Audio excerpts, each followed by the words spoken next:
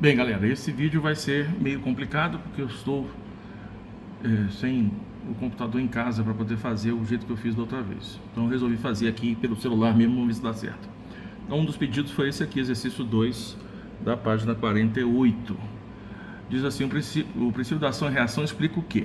Ação e reação terceira lei de Newton, fala que para toda ação que você fizer sobre um corpo, haverá uma reação de mesma intensidade, de mesma direção, mas com sentido contrário. E que a ação vai estar num corpo e a reação em outro. Então vamos ver. Algumas pessoas conseguem tirar a toalha de uma mesa, puxando rapidamente, de modo que os objetos que estavam sobre a toalha permaneçam em seus lugares sobre a mesa. Esse trata da primeira lei de Newton, princípio da inércia. Todo corpo tende a permanecer como está. Se ele está em repouso, ele fica em repouso. Se ele está em movimento, o movimento vai ser retilíneo, com velocidade constante e uniforme. E a resultante sobre ele vai ser zero.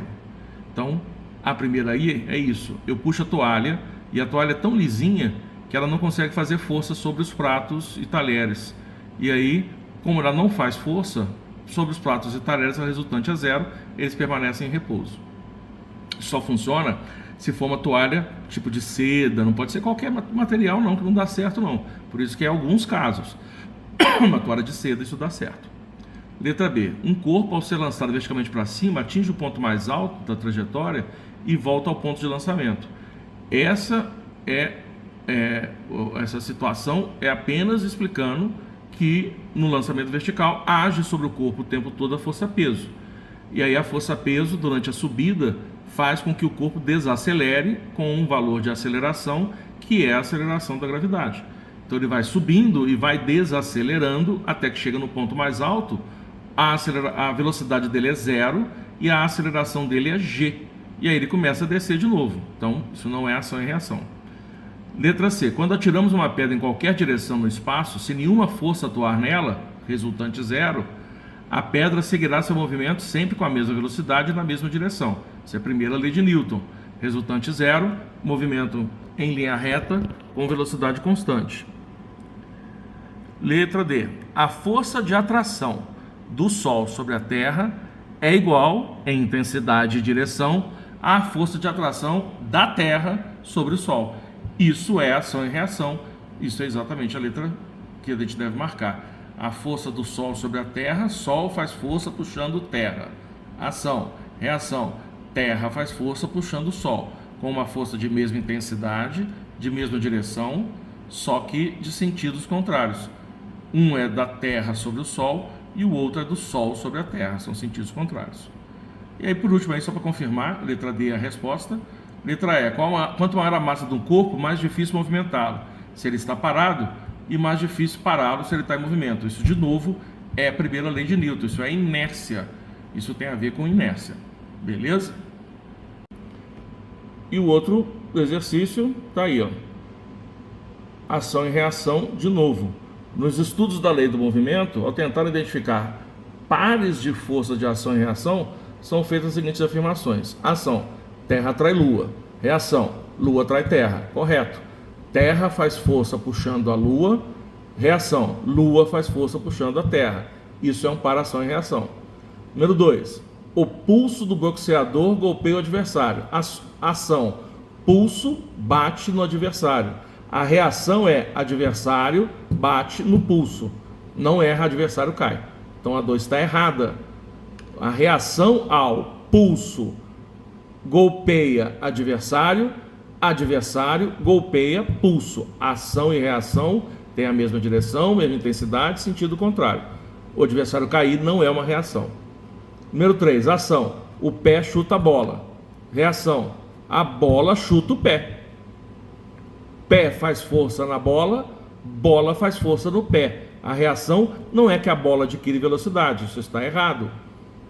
E número 4, ação: sentados em uma cadeira, empurramos o assento para baixo. Ação: poupança empurra assento do banco para baixo. Reação: banco empurra poupança para cima. Poupança é muito velho, minha avó que falava poupança. Não, então eu estou fazendo força na cadeira para baixo, a cadeira faz força sobre mim para cima. Número 4 está certo para ação e reação. Então o princípio da ação e reação é corretamente aplicado no 1 e no 4. Resposta letra D de dado. Beleza? E como último detalhe, vamos diferenciar. Se você só colocar desse jeito, M vezes A, K vezes X e M vezes G, você está me mostrando, isso aqui é uma massa vezes uma aceleração. Isso aqui é uma massa vezes uma aceleração. Então essas duas aqui é a mesma coisa. Isso aqui é força.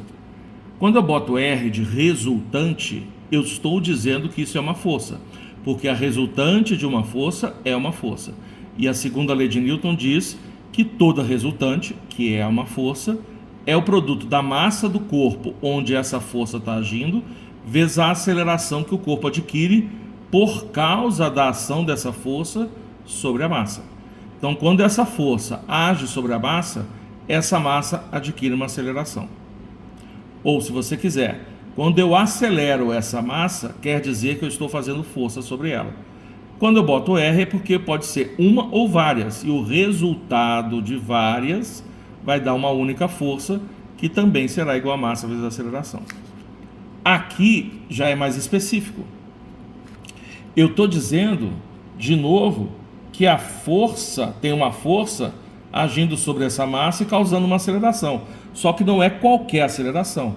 Aqui, a força faz com que esta massa acelere com uma aceleração que é fixa, que é conhecida, bem conhecida, que é a aceleração da gravidade.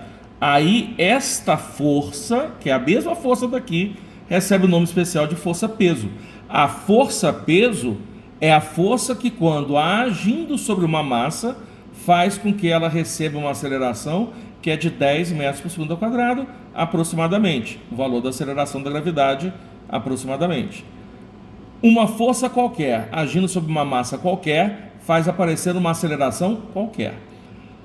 Uma força específica, força-peso, quando age sobre uma massa, faz com que ela acelere sempre com G.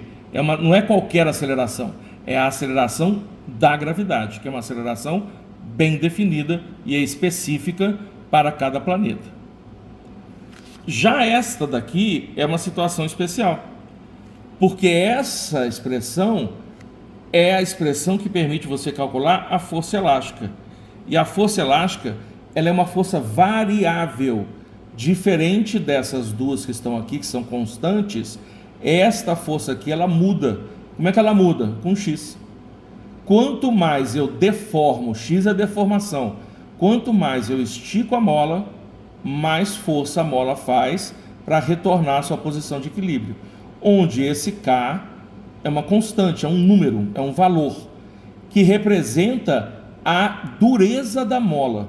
Quanto maior for o valor do K, mais dura é a mola. Então, para eu deformar a mola um determinado comprimento, esticar ou comprimir a mola, eu vou precisar fazer uma força. Essa força vai ser proporcional a essa deformação. Muita deformação precisa de muita força. Pouca deformação precisa de pouca força. Isso para a mesma mola. Mas eu posso mudar o valor do K, fazer com que a mola seja mais dura. E aí eu vou precisar de muito mais força ainda para fazer a deformação acontecer. Quanto maior for o valor do K, mais força eu tenho que fazer para deformar a mola. Portanto, as três expressões te dão forças. A primeira e a última são forças constantes. A aceleração é constante, a massa é constante, te dá um valor de força fixo. Esta segunda aqui, a força é variável. Para cada valor de X de deformação, estiquei 1 centímetro, é uma força.